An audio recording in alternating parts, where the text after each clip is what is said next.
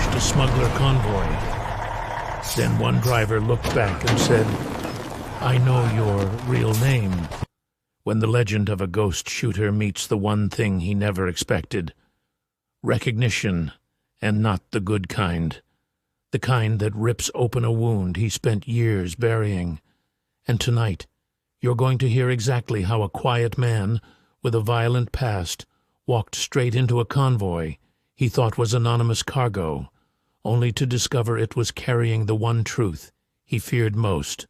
So sit tight, because this story circles back in a way nobody sees coming, and it begins on a moonless stretch of highway, cutting across northern Arizona, where a man named Cole Rennick waited behind the wheel of a battered pickup, watching dust trails moving toward him like approaching ghosts.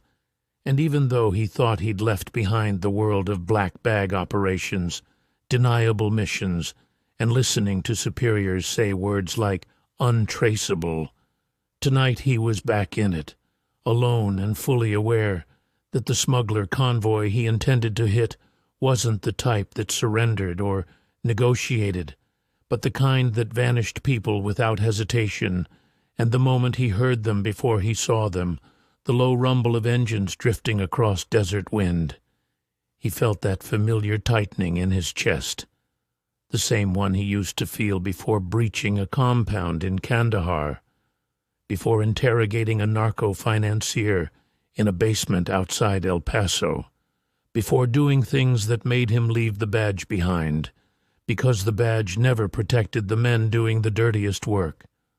But this convoy This convoy carried people across the border under the control of a trafficking ring, so cruel its victims often disappeared forever.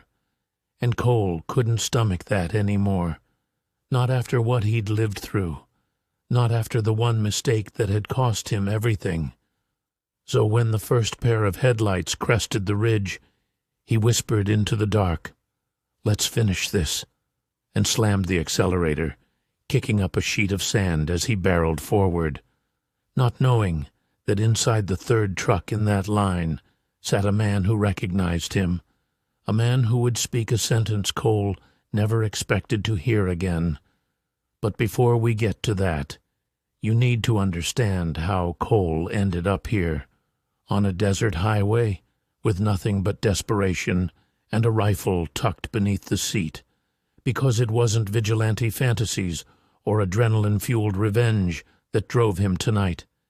It was guilt, pure and suffocating, the kind that squeezes your lungs every time you close your eyes. Guilt that started 4 years earlier in a border town safe house where a mission went wrong. A mission involving an informant named Mateo, who trusted Cole to get him out. Trusted him so completely. He told Cole the one piece of information that could dismantle an entire trafficking network. But the extraction never happened. Someone leaked their location. Someone sent a kill team. And when Cole fought his way out, Mateo didn't make it. And Cole carried that failure like shrapnel embedded in bone. So when news surfaced that the same network had resurfaced with new routes and new methods, Cole made himself a promise. He would take them apart piece by piece, not by going through official channels, not by filing forms and hoping someone higher up cared, but by hitting them where they were weakest, on the road, isolated, unaware, unprepared for a man who no longer feared dying. And that's how tonight's ambush was born, a one-man blockade with nothing left to lose.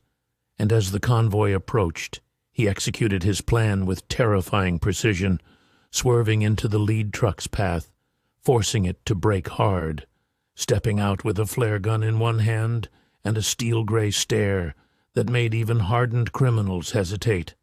And within seconds, the desert exploded into chaos.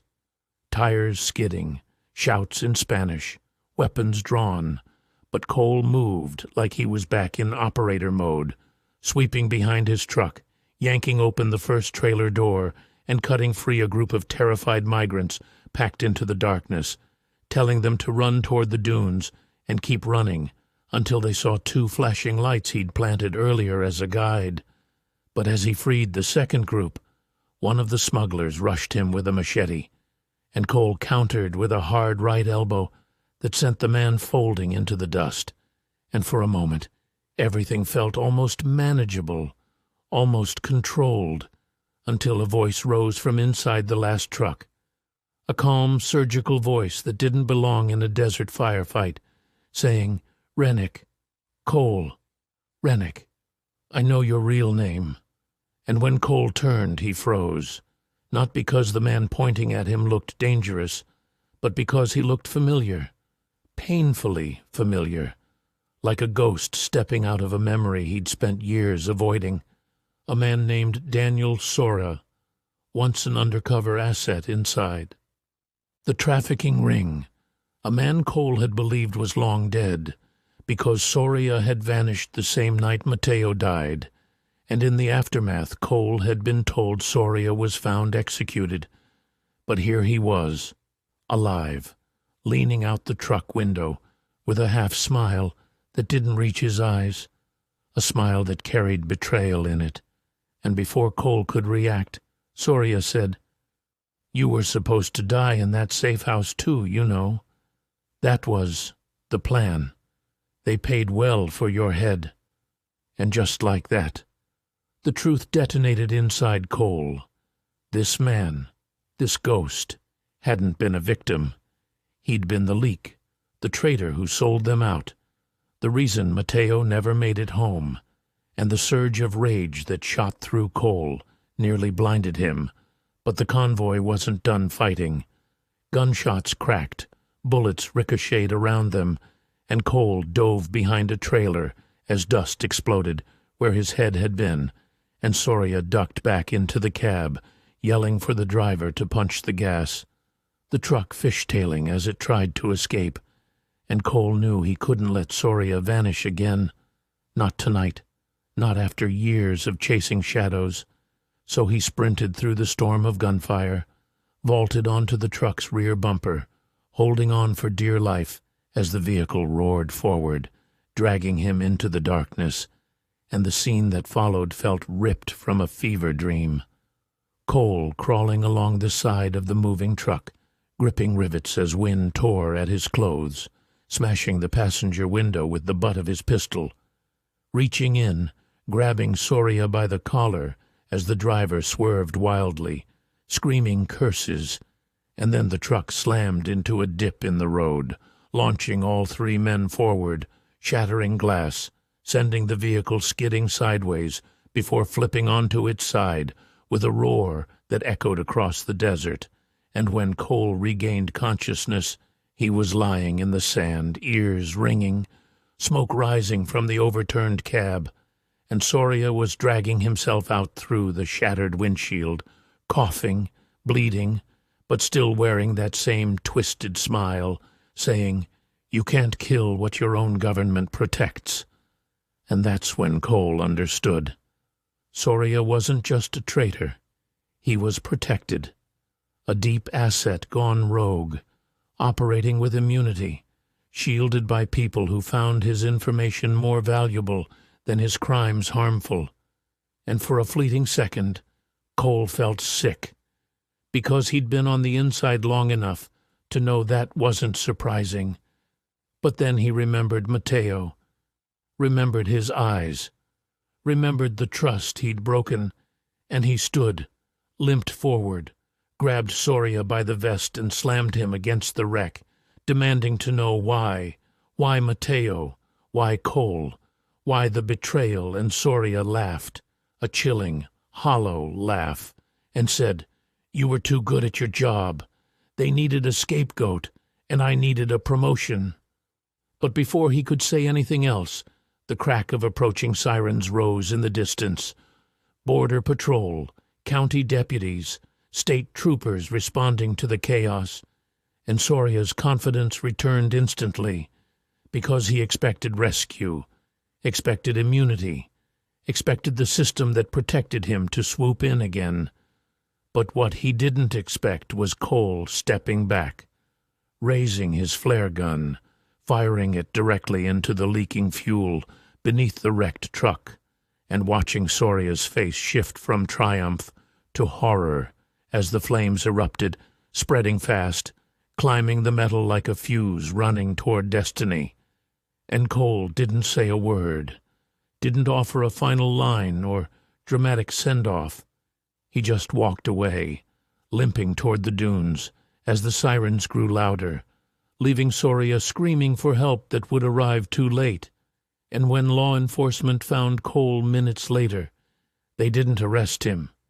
They found freed trafficking victims pointing toward him, calling him a hero.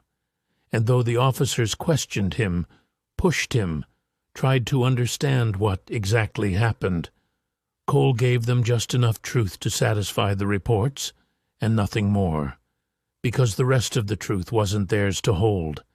And in the weeks that followed, the trafficking network imploded as internal corruption spilled into the open. Soria's death sparking investigations that took down officials who thought they were untouchable. And for the first time since Mateo died, Cole felt the weight on his chest lighten, not disappear. Some weights never do, but enough that he could breathe again, enough that he could stand at Mateo's grave months later and say, "I kept my promise, and mean it." And the moral of this story, if there is one, is this: sometimes justice doesn't arrive wearing a badge or carrying a warrant. Sometimes it arrives battered, limping, bleeding, done with excuses and done with waiting, because evil doesn't pause, and neither can the people willing to stand against it. And if you want more stories like this, dark, twisted, emotional, packed with the kind of truth that makes your heart race, make sure to like this video, drop a comment, and subscribe for more cinematic crime narrations just like this one.